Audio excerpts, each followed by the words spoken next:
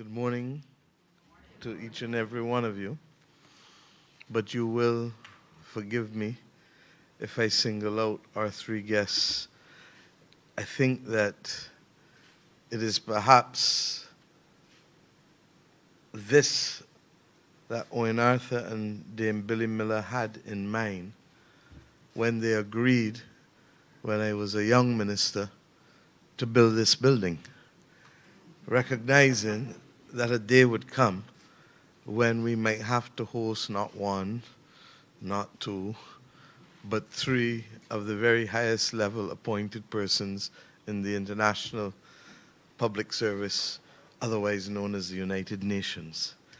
And it would therefore be remiss of me not to start off this morning by welcoming, first and foremost, it is true that they're all here for another meeting I have tomorrow as well, which I co-chair for the One Health Global Initiative. But I would like first to welcome the Director General of the United Nations Food and Agricultural Organization. It is our distinct pleasure, truly, to have you here, and I look forward to meeting with you later. And then, of course, our dear friend Inga Anderson, who is the head of the United Nations Environmental Program, living in that other country that I also have cause to call home as well, in Kenya. And then, of course, our dear friend who is the boss today and who will this afternoon be, not afternoon, shortly, be among us in welcoming all of you in what really is truly an honor for this country, thank you, for this country to launch,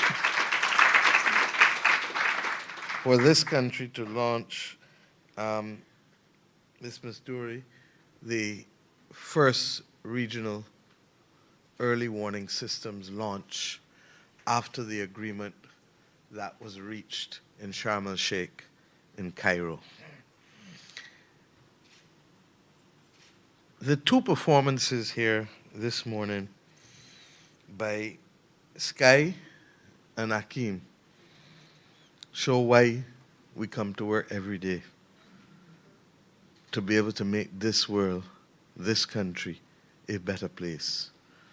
The immense talent that was shared with you from this country this morning reminds us why individuals are so special. I want to thank Prime Minister Philip Pierre, who leads for us in the region the efforts on sustainable development, because in his efforts to help make this region more sustainable, there will be more skies and more Akeems who will continue not just to flourish for their own individual benefit or the benefit of this region, but as I have contended always, as a humanizing influence on the global population. That, perhaps, has been the Caribbean's greatest contribution in the post-independence environment, to be able to provide the thought leadership and the conscience that is often needed to remind us that people who see people want others to see people. People who hear people want others to hear people. And people who feel people want others to feel people. This Caribbean region, whether from the thought leadership of Sir Arthur Lewis and Derek Walcott in St. Lucia, or the very pragmatic and philosophical framework of an Errol Walton Barrow to remind us of being friends of all and satellites of none, or the scholarship of Eric Williams and the conscience of Michael Manley, this Caribbean region, through the likes of Usain Bolt, through the likes of Rihanna, continue to remind the world that it doesn't require large size or power to make a definable difference in the global condition. It is ironic that one of the things that we come, therefore, to say in this whole issue of the climate crisis is that it is regrettable that we are forced to face a double jeopardy, having been the ones whose blood, sweat, and tears financed the Industrial Revolution that is now the bane of planetary and human existence. The dignity that was robbed of us during that exercise is potentially going to be robbed again as a result of the climate crisis. And I want us to reflect on words from Maya Angelou, where she said, and I quote, "During bad circumstances, which is the human inheritance, you must decide not to be reduced. You have your humanity, and you must not allow anything to reduce that. We are obliged to know we are global citizens. Disasters remind us we are world citizens, whether we like it or not." Sky spoke to us this morning about unity, being united. I'd like to speak to you about being united in partnership, because it is only when we are united in partnership and we remove the divisions that have been foisted on us, whether by history or law or whatever, that we can come together to fight what is the greatest global challenge since human civilization has taken responsibility for itself. There may perhaps have been greater challenges for dinosaurs, but we know what happened to them. And we therefore have to ask ourselves, how do we give ourselves the best chance of survival? We do so first and foremost by working together. Working together across countries, working together across institutions, working together across communities, working together sectorally and across sectors, working together in settling the financing that remains absent, working together in settling the legislative framework and policy framework that is critical, working together at all levels. And the first thing, whether as an individual who suffers from addiction or as a country that is exposed to vulnerability, the first requirement is to know. Is to know. And if we do not know and accept, then we are at risk of anything that comes our way. And that, for me, is the essence of the early warnings framework that we are seeking to put across the world, as you heard from my dear sister Amina, as a matter of right and not as a perk or being in the right place at the right time to hear. This requires a complete change in how nations and institutions function. And that's why I keep using simple language about seeing, hearing, and feeling. Because once you see people and hear people and feel people, you plan for them. But if you don't see, hear, or feel them, you take them for granted. And therefore, fundamental to this is our basic humanity and values. Whether it is in Pakistan, from which you have just come, Inga, and 7 months later, the flood waters remain unabated in what can only be described as an apocalyptic crisis, not expected to be seen in our lives. Whether it is in other experiences, we have first and foremost to understand and value the appreciation of how our values locate us to act. That's why I call for global moral strategic leadership, because there must be a standard set from which all of the rest of us can manage and judge ourselves and our actions. And if that's set, Akeem, the greed that you speak so wonderfully of in your spoken word can be addressed And we then begin to understand that the only way greed can trump lives is in the alphabet, because G comes before L.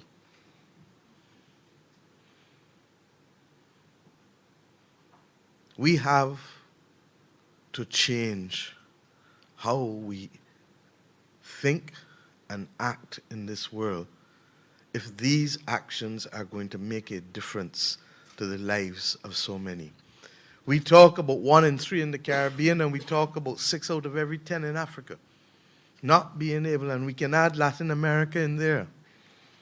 And why? Because if we don't get the fundamentals of development right, we can't get the settlement and mitigation of the crisis correct. Those who are on the front line are those who live precariously on mountain tops and on the sides of hills and mountains, as we discussed, on the banks of rivers, not because they do not know the risk, but because they do not have a choice more often than not. And that countries that even may want to do better have been robbed of the opportunities to be able to channel and funnel development to them in a way that makes sense. That's why the Bridgetown Initiative is so important to us. It's not just about climate. It's fundamentally about equity and fairness, justice and solidarity. How do we work together to allow countries to be able to better provide for those who cannot provide for themselves? And the early warning systems is just a small part of it all. And we know the benefit of it. We don't need anybody to tell us. We don't need to ask. If my hands are in the pockets, it's not because I am anything other than very cold. It's not meant to be disrespectful. But we don't need anybody to tell us. The truth is that we knew on the 31st of December, as I was driving in my car, 2019, feeling utterly optimistic about this country's development in 2020. We had just completed the second part of our debt restructuring. The first part completed in December 2018 for the domestic debt restructuring, the second part for the external debt restructuring. It was All Year's Day. I've learned now to hate All Year's Days. And those who are visiting will understand it, because the next All Year's Day I had to shut down the country for the pandemic. But I tell you these stories because you have to appreciate that life is not seen from speeches on a platform, but life is experienced on a daily basis. And what is the story that I tell you? That in this country, having listened to that BBC report, it stuck with me. And before the end of January, the Ministry of Health and the Ministry of Foreign Affairs and all of the different departments started to put systems in place. By the beginning of February, we went, the Attorney General and myself, to Harrison's Point in St. Lucie, and I thank the European Investment Bank for coming in after and ratifying the expenditure that we made there to convert an old naval base into a hospital to prepare for COVID. I tell this story because anyone who knows my country, who knows Barbados, will tell you that with a single acute primary to tertiary hospital in the Queen Elizabeth Hospital, that if we had ever left that institution to be the place where we managed COVID from for 3 years and continuing, that God knows what would have happened to this country, particularly given the density of housing in the coastal areas where the majority of people live in this country. The ability to plan, the ability to prepare, the ability to put in play 4 times the amount of ICU beds that the country had and had had for 50 years made all of the difference to us. Fast forward then to 2021 June. I'm up 12:30 at night preparing for cabinet the next morning. And I hear bowels roaring. And I assume that somebody on the highway is playing the fool, even though it was late at night. It turned out to be the beginnings of a 90-minute freak storm that would have, 46,000 lightning strikes, Sabu, in 90 minutes? Almost like a natural strobe light in a discotheque, because it never stopped. But you knew it wasn't constant because the eye still caught the flash. And the rain was horizontal, and by the next morning, there were at least 25, 27 houses, I can't remember, that were completely flattened. I remember visiting an elderly man who, to this day, God bless him, he stood in his kitchen, and then he moved when he realized that that structure would go completely. And he went under the cellar of the house until he could find that opportunity just to cross the road and go into his neighbor's garage. Front page of the Nation newspaper has the picture of him. But I knew what he felt, because I happened to be in Jamaica. My first trip to Jamaica was the weekend of Hurricane Gilbert. It is true that I have to ask myself how I fall in love with Jamaica so, because on that first afternoon I was pickpocketed. And by the Sunday, Gilbert hit. And by the Monday, I had gastro. And before the gastro, I stood up on Hope Road for 2.5 hours, because nobody in Jamaica believed that a hurricane was coming, because they had not had a serious hurricane since the 1960s. I was at a 50th birthday party, and everyone said, nah, man, no hurricane not hit Jamaica. Jamaica safe, sir.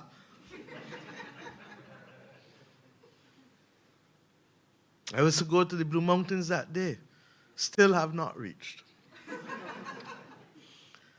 I say this because even when you provide the warnings, if you do not have partnerships, if you don't have the reinforcing community education, if you don't have the plans that cause people to know that you are serious, the warnings will fall on deaf ears. We speak this morning in Barbados, but we extend deepest sympathy on our behalf, all of us, to the people of Turkey and Syria.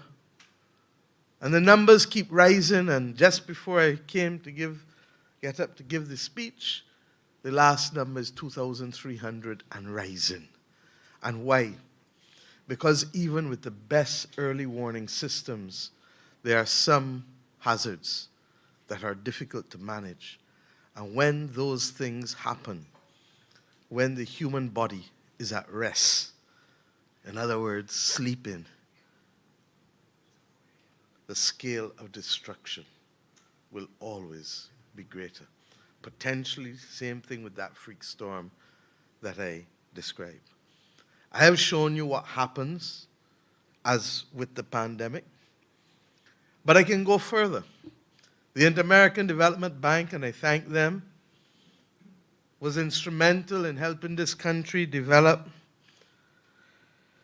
the National Coastal Risk Information and Planning Platform, what we call the encrypt. I had to look down because you get so accustomed to acronyms that you forget what it is. But that is not a static instrument. And this is why the Bridgetown Initiative is so important. Because at almost all levels, the inability to parse development, as institutions sometimes, and particularly financial institutions would have us do, puts us deeper at risk. Because if you can't parse development for them and fit into neat boxes, you can't benefit. And even when you benefit, there's a belief that development can be done with 7-year and 10-year money. Well, the British government discovered in World War I, after World War I, that that was impossible. And having raised two bonds in 1914 and 1917, found themselves renegotiating those bonds in 1932 into effectively a 100-year bond, because you could not pay for the cost of war while paying for the cost of rebuilding from the war at the same time. It is no different in these small island developing states or developing countries globally.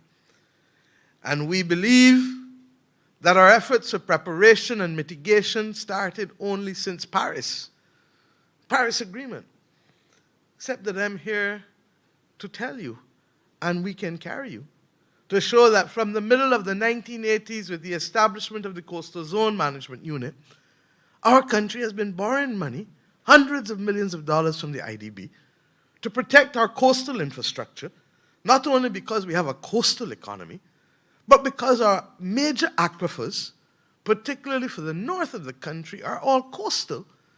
And if the water in there becomes affected by high levels of salinity, you can kiss it all goodbye. And you then transfer yourself to a desal platform that is multiple times more expensive for the country in terms of competitiveness, but above all, for the families in the households who need water. I say these things because it is only through partnership at the community level and the family, with our emergency management services, preparing people for the possibility of the risk, for the reality of the risk, and the possibility of it becoming real. Our emergency management services must perfect the art of knowing who they are looking for and what they need, both before, sometimes during, regrettably, to save lives, and definitely after. Just after, or not just after, just before Cricket World Cup, when I had the responsibility of chairing for security for 10 countries, we put in place, and we used the opportunity to put in place a treaty that the people of Dominica benefited from after Hurricane Maria. A treaty that went beyond the regional security system, that said that countries in the Caribbean region will come to each other's aid in the event of natural disaster and civil unrest, so that the Jamaica Defense Force, the Trinidad Defense Force, the Guyanese Defense Force, and others could be mobilized at a minute's notice in order to support each other. And where the absence of the early warning signals cannot reach people, because we have another problem that we're not confronting.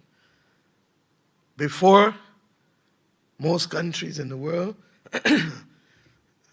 benefited from broadcasting. But today we have narrowcasting and fake news. And the partnerships that are needed today at the global level and at the regional and national levels are therefore different.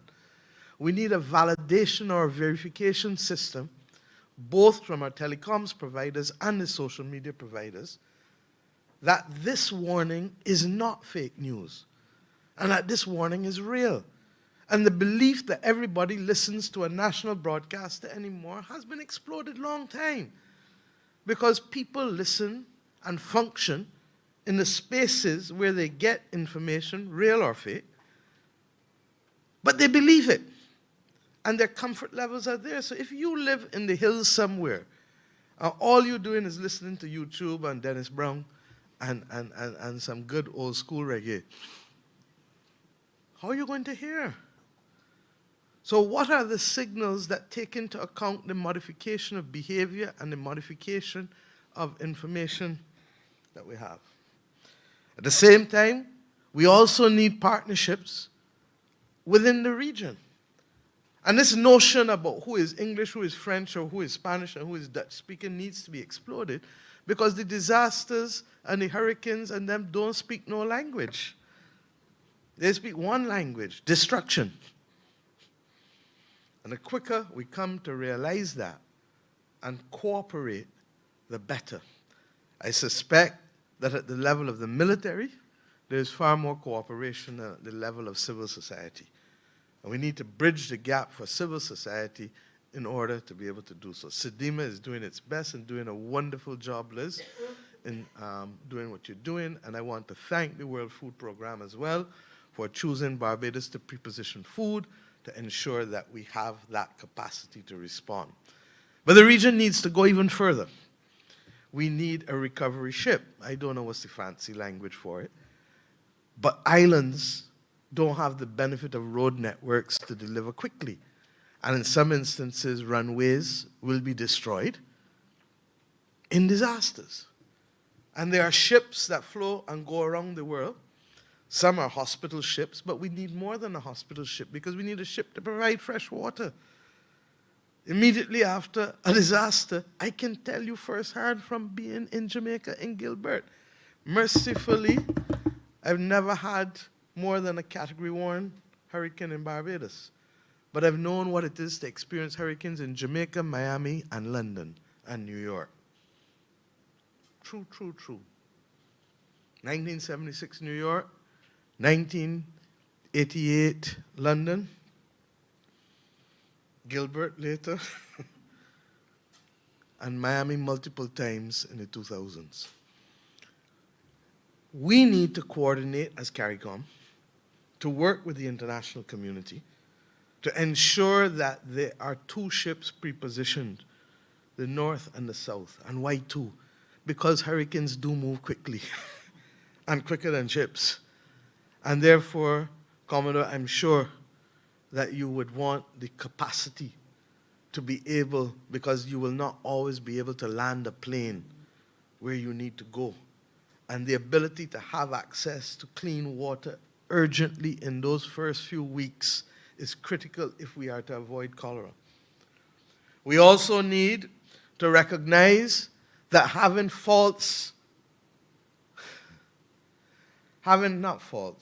arbitrary numbers for debt sustainability in the context of small island developing states does not work.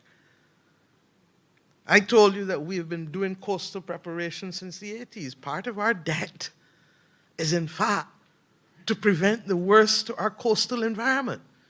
For every dollar of prevention, you save $7 in recovery expenditure. We know that. But when you are then told that your debt to GDP does not admit of you spending enough money to renew a school infrastructure that is more than 150, 200 years, 250 years in some instances, how then do you provide the support systems for people to be relocated, both pre and in many instances post-disaster? We do not have the capacity genuinely to withstand serious hurricanes in this region that are Category 3 and upwards. And if the international community does not understand that, then they do not understand our circumstances. And if the international community does not understand that both with the absence of a pact upon becoming independent, where after centuries of extraction of wealth, we were left just to face, as best we can,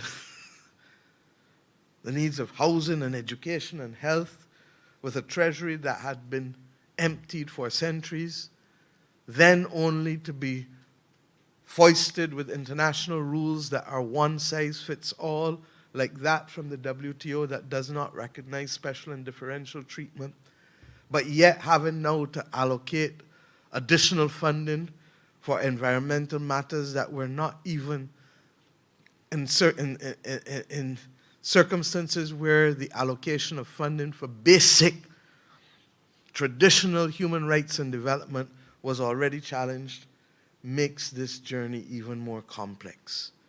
And when we understand that the cause of it is not our behavior or our values or our attitudes, then we have a crisis. Problem is that the crisis isn't unique to us. We are just the canaries. And whatever we thought before 2022 put paid, I suspect, to many people's doubts. Third World in 1970s told us that the definition of real heat was 96 degrees in the shade. London and Europe told us differently last year when 108 and 110 degrees became the standard. In the winter, the notion that a state in the United States of America could be 30 degrees from the temperatures on Mars is a sci-fi movie or book. Not the reality of what we saw in December, someone would argue, but unfortunately it was. Because when we start to get at minus 59 degrees, we know we are in dangerous territory. I want to thank the United Nations Secretary General António Guterres for his continued courage and compassion, his values and his global moral strategic leadership.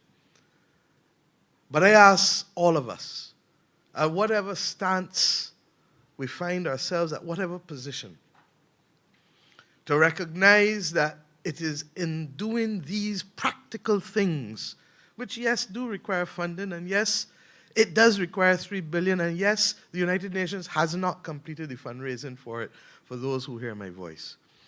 And if we could do better, we would for you. That is the truth.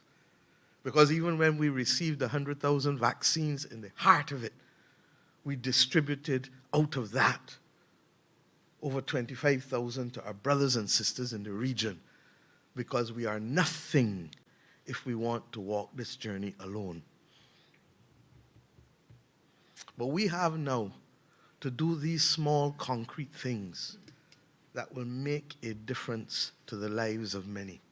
And we will continue to fight for the adaptation funding, and we will continue to fight for the concessional funding, and we will continue to fight for the fiscal space, because even if you give me all of the funding, and I have no fiscal space because of arbitrary metrics for debt sustainability, because every dollar of debt is not the same.